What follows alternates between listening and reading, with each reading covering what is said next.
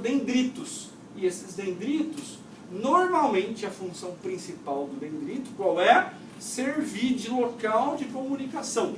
Então, muitas sinapses, né, ocorrem aonde? Nos dendritos dos neurônios. E as alterações no potencial de membrana do neurônio, eventualmente, podem influenciar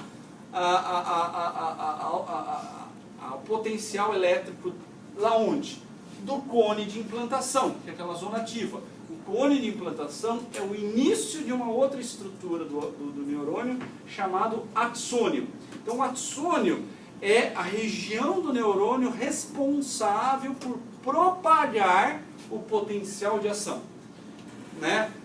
Normalmente, né, na maioria das células, sempre tem exceções, o potencial de ação começa onde? No início do axônio. E ele se propaga por toda a extensão do axônio. Ah, se tiver meio metro o axônio, por todo meio metro.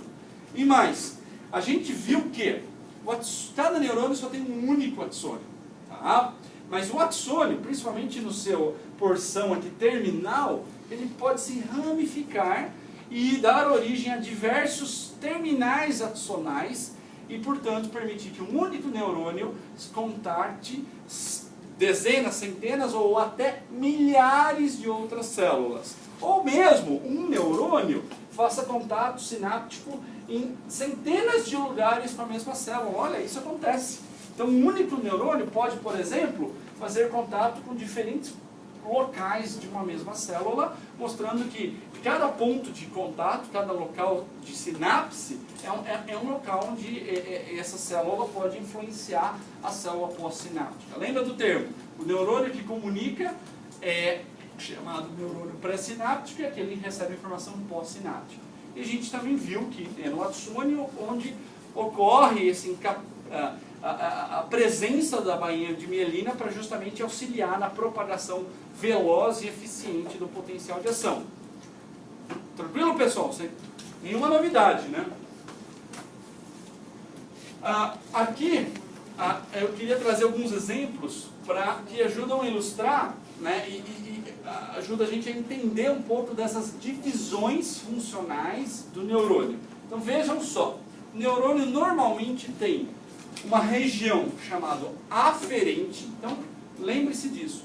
Aferente envolve sensorial. Então você tem neurônios que têm regiões sensoriais, regiões aferentes, que é neste local em que o neurônio sofre influências. Uma região aferente pode ser o dendrito.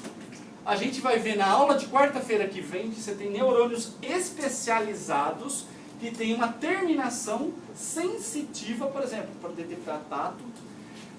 Você pode ter dendritos de diferentes formas. O contato, a região aferente pode ser o próprio corpo celular, ou seja, o neurônio tem uma região que ele recebe as informações para alterar a atividade dele. Ele tem uma região integrativa, onde na maior parte das células a região integrativa é o cone de implantação, porque é onde as diferentes influências excitatórias ou inibitórias convergem para modificar a frequência de potenciais de ação. Existe uma região condutiva, que normalmente é o axônio do neurônio, e finalmente tem uma região chamada eferente, né, que executa a ação. E a região eferente pode ser, por exemplo, os terminais sinápticos desse neurônio. Ou, por exemplo, a placa motora lá no músculo esquelético. Pode ser um capilar, onde o neurônio, vocês vão ver que pode secretar substâncias e assim por diante. Então, é interessante a gente ter em mente isso. O neurônio tem uma região sensorial, uma região integrativa, uma que conduz o sinal e, finalmente, uma região eferente, que normalmente é local onde ocorre a liberação de neurotransmissores. Ainda, pessoal, o neurônio, a gente não vai entrar em detalhes e precisa decorar muito disso, mas é importante que vocês tenham uma ideia geral de que o neurônio é uma célula complexa e existem diferentes tipos de neurônios.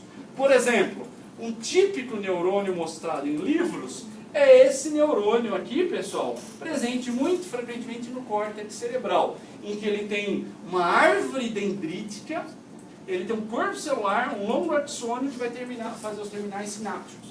Mas você tem neurônios que têm, assim, são muito diferentes desses. Pega um exemplo do neurônio sensorial.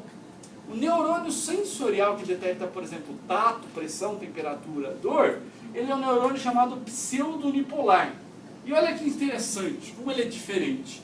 Ele tem um axônio que, na realidade, o axônio ele começa ali na região aferente, sensorial dele. Né? Então, essa região sensorial dos dendritos, onde vai existir receptores sensoriais, faz a captação da informação, por exemplo, na pele.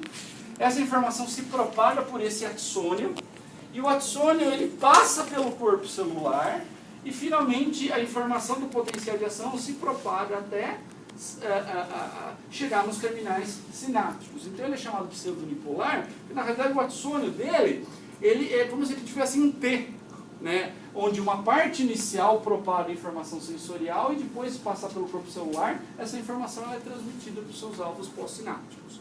Você tem neurônios, vejam só, com árvores dendríticas extremamente complexas e assim por diante. Então, dependendo do neurônio, em que função ele se encaixa, ele pode ter essas adaptações bastante particulares. Bom, antes que a gente entre no grosso da aula, vamos fazer assim em 5 a 10 minutos uma revisão de tudo que foi falado. A gente viu que, né, essa é informação relevante das aulas passadas. A gente viu que um determinado estímulo, certo, age sobre o neurônio, eventualmente afetando a atividade dele. Como isso acontece? Isso acontece porque este estímulo normalmente altera a abertura de canais iônicos nessa célula, e a abertura desses canais iônicos aumenta a condutância de determinados íons. E isso pode levar a uma alteração no potencial elétrico de membrana, certo? O neurônio, ele normalmente tem um interior da célula, da membrana, negativo em relação à porção externa da membrana, tá? E essa diferença, ela acontece por quê? Porque na realidade existe um gradiente de concentração de íons do interior para o exterior. Por exemplo, a bomba sódio-potássio fica tirando sódios de dentro da célula e jogando para fora. E no lugar ela deixa passar potássio. E essas alterações iônicas, em última instância, contribuem para esse potencial de membrana. O potencial de membrana pode estar de repouso, e quando o estímulo acontece sobre o neurônio, canais iônicos se abrem. Se é um canal de cátion, ou seja, de íons positivos, como o sódio entra na célula. Na hora que o sódio entra na célula, o interior vai ficar mais positivo do que antes. E isso é chamado despolarização. Se a despolarização ela foi suficientemente, foi mais forte do que o limiar para o potencial de ação, né? Ou seja, o interior ficou mais positivo do que esse valor chamado limiar, o neurônio ele vai começar a apresentar o quê? Aquele fenômeno chamado potencial de ação. E para que o potencial de ação ocorra, se vocês se recordam, é necessário que canais iônicos especiais, diferentes desse primeiro que causaram a despolarização, se abram. Por exemplo, canais de sódio dependentes de voltagem, canais de potássio dependentes de voltagem. E quando, por exemplo, abre-se um canal de sódio dependente de voltagem, o sódio entra na célula. O fato da membrana ficar mais permeável ao sódio faz com que a célula ela atinja um interior mais positivo do que o exterior, ou seja, inverte a polaridade, mas por um curto período de tempo. E logo na sequência a célula retorna ao potencial basal, e se, vejam só, e se o estímulo se mantém, essa célula também sustenta essa alteração no potencial de membrana. E isso vai promover contínuos disparos de potencial de ação. Qual é, em última instância, a consequência disso para o neurônio? Em última instância, isso evoca a liberação de neurotransmissores no terminal sináptico. Portanto, o neurônio se comunica com o outro através de uma comunicação química e não elétrica. A alteração elétrica é necessária para que o neurônio produza e libere substâncias químicas. E é as substâncias químicas que vão efetivamente afetar o funcionamento das células pós-sinápticas. Se o estímulo é maior, vejam só, o gradiente de alteração no potencial de membrana é maior, ou seja, o grau de despolarização é maior, e isso aumenta a frequência de potenciais de ação. Então, como que o neurônio dispara mais potenciais de ação? Quando ele sofre um estímulo mais intenso, a despolarização foi mais forte. Tá? E, eventualmente, se você sustentar essa alteração do potencial de membrana por mais tempo, vai ver que o neurônio ele vai sustentar essa frequência de potenciais de ação, tanto aumentando a frequência de potenciais de ação, quanto o tempo em que ele dispara. Isso vai resultar no quê? Num aumento da liberação de neurotransmissores, influenciando mais a célula seguinte. Certo, pessoal? Ficou alguma dúvida disso? É a última vez que a gente vai falar disso. Tá? A gente viu que aqui são as alterações iônicas. Sempre lembrem que sódio e cloreto é mais rico aqui fora, o potássio mais rico ali dentro. A gente, aqui também as mudanças iônicas para a geração do potencial de ação que a gente já viu, abertura de canais de sódio dependentes de voltagem, seguida de abertura de canais de potássio dependentes de voltagem, explicando o potencial de ação. E finalmente, esse é um outro slide que foi mostrado nas aulas passadas, esse potencial de ação vai se propagando pelo axônio, né? E se você tem mielina, isso vai saltando eventualmente de nó de Ranvier para nó de Ranvier, tornando a transmissão eficiente, porque a dissipação elétrica é pequena. Certo? Oi? O senhor pode voltar um slide, por favor? Esse aqui, claro. Isso.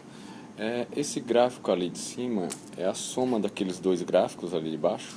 Esse aqui é o registro da alteração do potencial de membrana.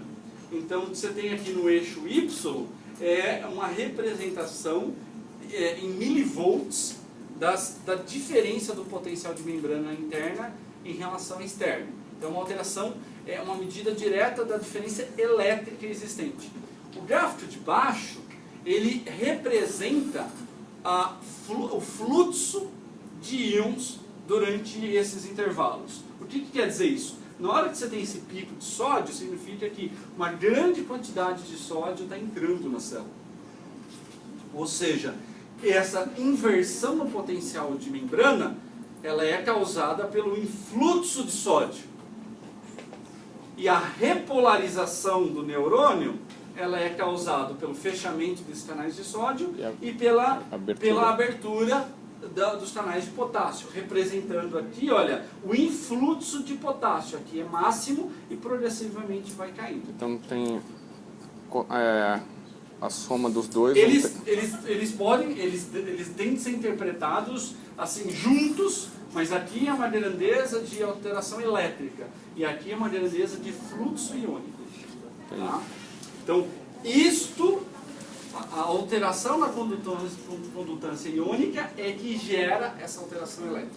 Então, isso aqui é consequência dessa coisa de baixo. E quando aquela parte ascendente, para mim, fosse quando está essa entrada do sódio e a parte descendente seria o cálcio, né?